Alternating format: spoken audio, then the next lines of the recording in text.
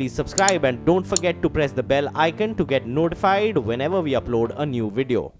Counsellors को भी बुला लिया और हमने प्लान ये बनाया था, एलजी साहब को भी हमने इतला कर दिया कि अच्छा मौका है, हम सब लोग चर्चा करके एक नतीजे पे पहुंच के आपके पास सारे मिलके आएंगे और ये जनतंत्र के लिए एक उदाहरण बन जाता कि सारी पार्टियां मिलके एक साथ जा रही हैं, चर्चा कर रही हैं। लेकिन मुझे दुख है, आज सुबह जब वो लोग आए, उनके 5 सांसद आए थे, मीनाक्षी लेखी जी, हर्षवर्धन जी किसी कारण नहीं आ पाए होंगे, और उनके 2 मेयर्स आए थे और बाकी लोग आए थे। जैसे हम चर्चा करना चाह रहे थे, उन्होंने कहा नहीं, सबके सामने नहीं करेंगे, चर्चा अकेले में करेंगे। तो मैंने कहा ये कोई किसी का पर्सनल काम थोड़ी है, किसी के घरेलू जिंदगी का मामला, व्यक्तिगत जिंदगी का मामला थोड़ी है, हमें सबके सामने चर्चा करनी है। हमारे विधायक ही तो बैठे हैं, विधायकों के साथ बैठ के चर्चा करते हैं, और मीडिया है, मीडिया के सामने चर्चा करते हैं। जिन दिल्ली की जनता के जिंदगी का सवाल है, उनकी रोजी रोटी का सवाल है, क्यों नहीं होनी चाहिए खुले में चर्चा? उन्होंने चर्चा नहीं की। मैं गिड़गिड़ाता रहा उनके सामने हाथ जोड़ के कि भाई दिल्ली के लोगों का सवाल है। वो लोग चले गए, जिसका मुझे बेहद दुख है।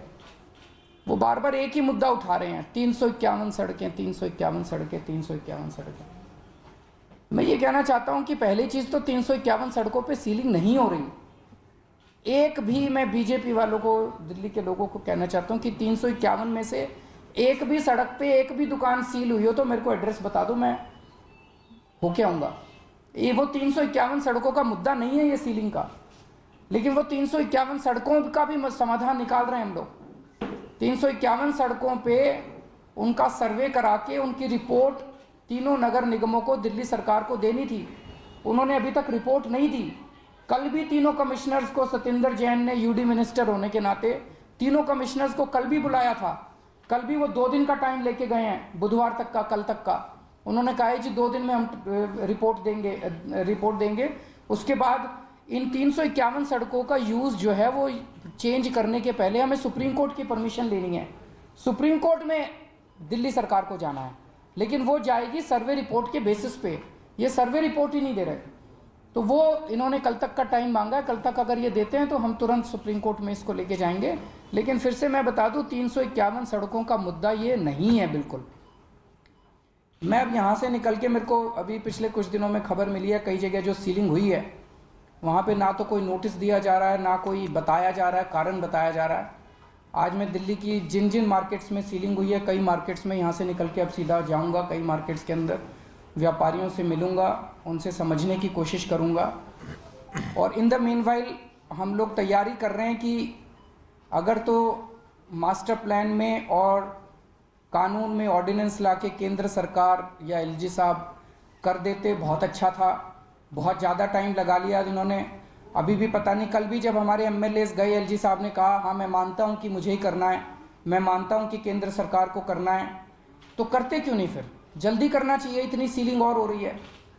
तो इस दौरान हम लोगों ने, कल शाम को मैंने कई सारे वकीलों से बात की है, और अब दिल्ली सरकार अगले इसी हफ्ते सुप्रीम कोर्ट में जाएगी सीलिंग पे टेम्पोररी रोक लगवाने के लिए। उसकी सारी तैयारी चल रही है। मुझे लगता है कल या परसों के अंदर केस हम लोग सुप्रीम कोर्ट में फाइल करेंगे कि इस पे सीलिंग के ऊपर टेम्पोररी रोक लगाई जाए।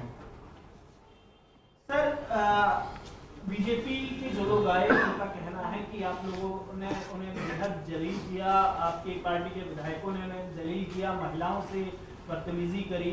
तो आपका तो कैमरा यहीं था, इसीलिए हमने आपको बुलाया था कि आप सारी रिकॉर्डिंग कर लो।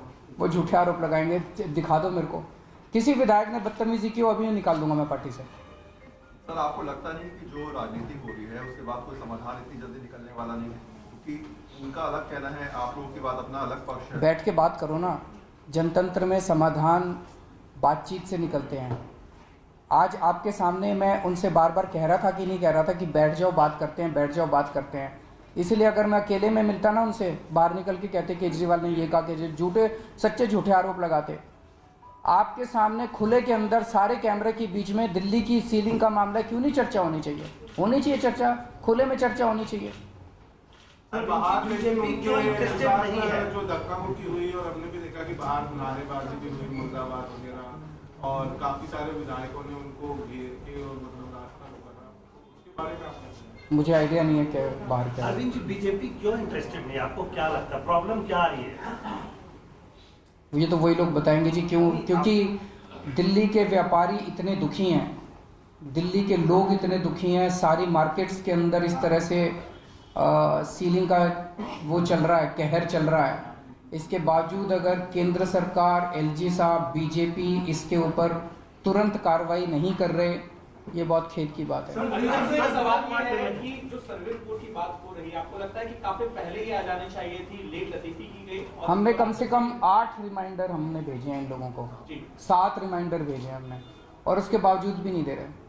और फिर भी राजनीति ये करते हैं, आके कहते हैं जी आपने 351 का क्या किया। तो आप अभी दो, 1 घंटे के अंदर, आपकी रिपोर्ट आने के 1 घंटे के अंदर हम सुप्रीम कोर्ट में केस फाइल कर देंगे, पहली चीज।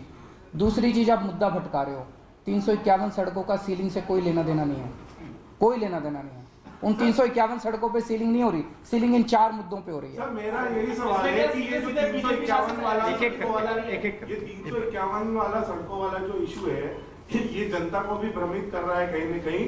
तो क्या आपको लगता है कि आपकी पार्टी को एक कैंपेन चलाना चाहिए हर इलाके में जाकर, ताकि वो लोगों को ये समझा सके कि ये जो बीजेपी प्रचार कर रही है 351 सड़कें पे तो सीलिंग हो ही नहीं रही है, क्योंकि हमें भी करना, और आप और हम तो समझ रहे हैं, लेकिन जनता और व्यापारी अभी नहीं समझ रहे इस बात को। नहीं, मीडिया अगर 2-3 दिन बता दे तो समझ जाएंगे सारे, मीडिया बताता नहीं है।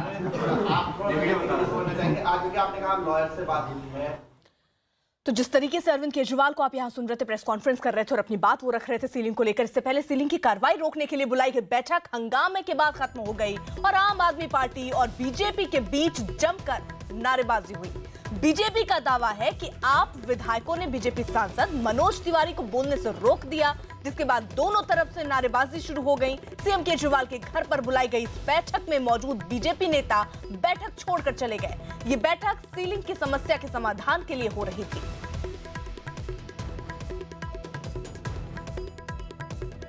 हमारी मीटिंग यहाँ पर नारेबाजी शुरू का निदान निकालना चाहते हैं, ये उसका राजनीतिकरण कर रहे हैं। हम इनसे क्या बात करें, आप बताओ, आपके समक्ष है।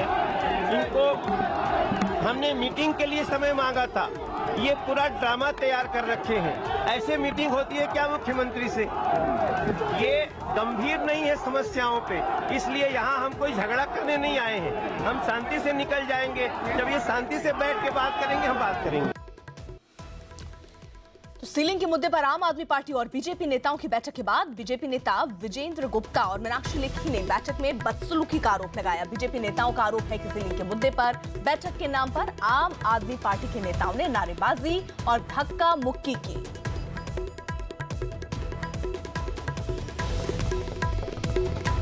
तो आपको बता दें, बकायदा मीटिंग यहां पर बुलाई गई क्योंकि ये कहा जा रहा था कि इस मुद्दे को बैठकर सुलझाने की जरूरत है। उन 7 लाख व्यापारियों के बारे में सोचने की जरूरत है और इसलिए एक मीटिंग होनी चाहिए, जिस पर अब बीजेपी कह रही है कि आपने उसके साथ बदसलूकी की। मुख्यमंत्री ने डेलीगेशन से मिलने से मना कर दिया। यहाँ पर बहुत सारे गुंडे बुलाए गए, हमारे साथ दुर्व्यवहार करने की कोशिश की गई और जो हमारे मुद्दे थे दिल्ली की जनता के, उनको सुनने से इनकार कर दिया। ये एक प्रकार का धोखा है दिल्ली की जनता के साथ। 351 सड़कों को नोटिफाई करने से सरकार पीछे क्यों हट रही है, हमें जानना। रवि सिंह हमारे साथ, हमारे सहयोगी इस वक्त जुड़ चुके हैं। रवि, जिस तरीके से बातचीत की बात हो रही थी और समाधान निकालने की बात हो रही थी, यहाँ मामला फिर से आप और बीजेपी के बीच में उलझ गया। देखिए अर्पिता, निश्चित तौर पर, क्योंकि जिस समय आम आदमी पार्टी और दिल्ली सरकार की तरफ से मीडिया को इनवाइट किया गया सुबह के 8:30 बजे, जहां पर मीटिंग का वेन्यू रखा गया था मुख्यमंत्री अरविंद केजरीवाल के घर पर, वहां पर तमाम जो कैमरे लगाए गए, तभी से इसकी आशंका जताई जा रही थी कि बीजेपी और आम आदमी पार्टी के जो नेता हैं या मुख्यमंत्री जो इस मीटिंग में शामिल होने वाले हैं, उनके बीच में किसी तरीके का मनमुटाव या फिर हंगामा होने की आशंका पहले ही जताई जा रही थी कि आखिर में मीडिया को और कैमरे को क्यों अलाउड किया गया, ओपन मीटिंग क्यों की गई। और दूसरी बात यह है कि सबसे बड़ी बात यह है कि अब से थोड़ी देर बाद मनोज तिवारी जो दिल्ली बीजेपी के अध्यक्ष हैं, सांसद हैं, क्योंकि पार्लियामेंट सेशन भी चल रहा है, तो ऐसे में वो अब से थोड़ी देर बाद एक प्रेस कॉन्फ्रेंस करेंगे। अरविंद केजरीवाल अपनी तरफ से कह रहे हैं कि बीजेपी में जो तीनों एमसीडी में बीजेपी की सरकार है और वो इसके लिए पूरी तरीके से जिम्मेदार है। यहाँ पे बताना चाहूंगा कि करीब 800 करोड़ रुपए जो कन्वर्जन चार्ज बकाया है दुकानदारों पर, और 125 करोड़ रुपए वो एक दिन में नुकसान होता है अगर दिल्ली बंद होती है। अगर दुकानदार शटर डाउन करते हैं, दुकानें बंद होती हैं, तो 125 करोड़ रुपए राजस्व का नुकसान होता है सरकार को। और फिलहाल 2 दिन और भी बंद का ऐलान किया गया है, 2 और 3 फरवरी को। तो आप समझिए कि करीब 200-250 करोड़ रुपए का नुकसान होगा अगर 2 दिन बंद सफल होता है तो। 600 दुकानें अब तक सील की जा चुकी हैं और 100 जो मार्केट कॉम्प्लेक्स हैं उन पर सीलिंग की तलवार अभी भी लटक रही है। तो फिलहाल जो सुप्रीम कोर्ट की मॉनिटरिंग कमेटी बनाई गई थी और उसके आदेश के बाद एमसीडी इसको इंप्लीमेंट कर रही है। सबसे बड़ी बात यह कि एमसीडी ने इन तमाम दुकानदारों को वहां पर अनुमति ही क्यों दी और मिक्स उसके लिए कन्वर्जन चार्ज लेने की अब नौबत क्यों आ रही है? कन्वर्जन चार्ज समय पर रहते हुए क्यों नहीं लिया गया? रवि बनी रही आप हमारे साथ। मीनाक्षी लेखी क्या कह रही थी इस पूरे विषय पर, सुन लेते हैं। जो भी लोग वहां पर मौजूद थे उन सबके साथ, लेकिन इसमें मुद्दा भटकाने की कोशिश हुई है और वो कोशिश नाकामयाब रहेगी, क्योंकि लगातार दिल्ली सरकार के जो काम थे वो दिल्ली सरकार ने नहीं किए, जिसकी एब्सेंस की वजह से, काम नहीं होने की वजह से दिल्ली की जनता को भुगतना पड़ रहा है और साथ में सीलिंग ड्राइव जो है वो चल रही है। ये बदसलूकी के लिए आप क्या कहेंगे? बुरा व्यवहार है। राजनीति में हम लोग एक दूसरे के विरोध काम करते हैं लेकिन बदतमीजी नहीं करते। एक सिविक बिहेवियर नाम की चीज होती है कि आप समाज में अगर लोगों के साथ बैठते उठते हैं तो किस तरीके से बैठते उठते हैं। अपने घर में लोगों को बुला के हाय हाय के नारे लगवाने, तो इसका मतलब पहले दिन से मंशा काम नहीं करने की थी और एमएलएस का साथ लेकर इस तरीके के व्यवहार की थी। नहीं तो आप जानते हैं राजनीतिक कार्यकर्ता हैं, दोनों पार्टी के राजनीतिक कार्यकर्ताओं को साथ बुलाने का क्या मतलब है? और पहले आप समझ लेते कि एक पक्ष क्या कह रहा है, आप जॉइंट मीटिंग करना चाहते थे, फिर उसका ऐलान करते, कुछ करते। ये तो बिल्कुल असहयोग आंदोलन चल रहा है और कहीं ना कहीं कोशिश है इसके बुरे व्यवहार को भारतीय जनता पार्टी के सिर पर मढ़ने की, जबकि इसके लिए जिम्मेवार जो है वो दिल्ली सरकार है।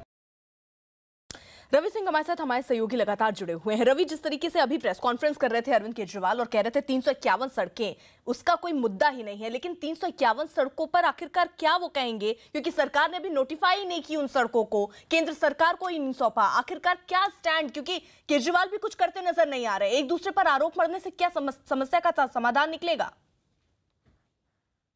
देखिए अर्पिता, सबसे बड़ा सवाल यही है क्योंकि दिल्ली में आम आदमी पार्टी की सरकार है, एमसीडी में बीजेपी है और केंद्र में बीजेपी है। तो सबसे बड़ी बात यह है कि तीनों के बीच कोऑर्डिनेशन की कमी की वजह से ये सारा मामला हो रहा है। और दूसरी बात यह है कि जो सड़कों की बात हो रही है, क्योंकि जो भी पार्टी जब चुनाव होता है दिल्ली विधानसभा का, तो उसमें पार्टियां बढ़ चढ़कर हिस्सा लेती हैं और जो अनऑथराइज्ड कॉलोनी है उनको रेगुलराइज करने का वादा करती है। यही अमूमन इसी तरीके का जो वादा है शीला सरकार ने भी किया था तीसरी बार जब सत्ता में आई थी।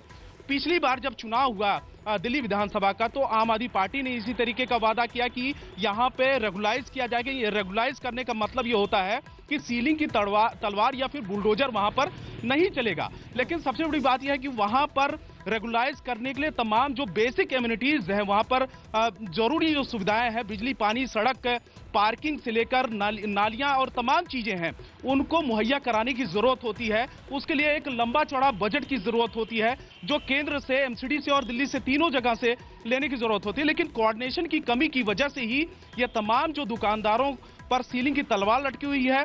2 दिन का अगर बंद अगर दोबारा होता है तो 250 करोड़ रुपए का राजस्व के नुकसान की भी भरपाई कौन करेगा, ये भी बड़ा सवाल है। दुकानदार जो सही तरीके से अपनी दुकान नहीं चला पा रहे हैं, तो एक बड़ी विडंबना है दिल्ली के लिए कि 2007 में जिस तरीके से सीलिंग की तलवार लटकी हुई थी, वही हाल इस समय भी हो गई है 2018 में। ठीक है रवि, बने रहिए आप हमारे साथ।